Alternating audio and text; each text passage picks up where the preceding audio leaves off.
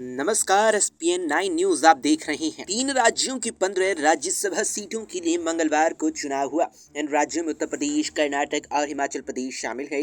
UP की 10, कर्नाटक की 4 और हिमाचल की 1 राज्यसभा सीट पर मतदान हुआ। हिमाचल में बड़ा उलटफेर देखने को मिला, जहां 40 विधायकों वाली कांग्रेस को सिर्फ 34 वोट मिले।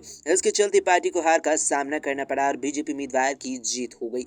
इतना ही नहीं, हिमाचल में पहले कांग्रेस कमल से हारी और फिर किस्मत से भी पार्टी को हार का सामना करना पड़ा। दरअसल हिमाचल प्रदेश में एक राज्यसभा सीट के लिए हुए चुनाव में कुल 68 विधायकों ने वोटिंग की। बीजेपी और कांग्रेस दोनों ही उम्मीदवारों को 34 वोट मिले। क्रॉस वोटिंग के चलते हिमाचल में पेंच फंस गया, जिसके बाद टॉस कराकर फैसला किया गया। इसमें बीजेपी उम्मीदवार हर्ष महाजन की जीत हो गई और कांग्रेस उम्मीदवार अभिषेक मनु सिंघवी को हार का सामना करना पड़ा। इस चुनाव में कांग्रेस के 6 विधायकों ने क्रॉस वोटिंग की। टोटल 9 विधायकों ने क्रॉस वोटिंग करते हुए बीजेपी को वोट दिया।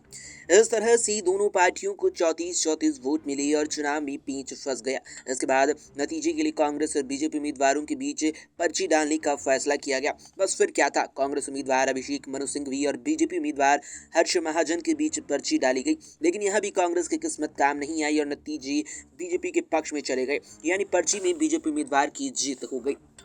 कांग्रेस का एक वोट रद्द कराने के लिए चुनाव आयोग के पास भेज दिया गया। दरअसल बीजेपी पोलिंग एजेंट हेलीकॉप्टर के माध्यम से वोटिंग के लिए लाए गए बीमार कांग्रेस विधायक सुदर्शन बबलू के वोट को आचार संहिता का उल्लंघन बताते हुए वोट रद्द करवाने की मांग पर अड़े हुए हैं। ये मामला इलेक्शन कमीशन ऑफ इंडिया को भेजा गया है। चुनाव आयोग की तरफ से नियम के मुताबिक स्थिति क्लियर होने के बाद ही फैसला घोषित होगा।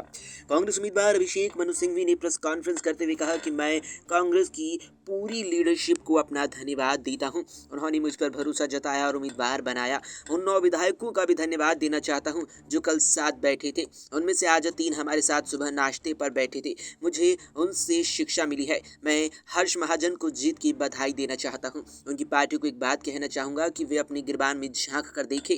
मैं एक सिद्धांत की बात कर रहा हूँ। फिलहाल के इस वीडियो में इतना ही। देश और दुनिया की तमाम खबरों के लिए आप देखते रहें एसपीएन 9 न्यूज़।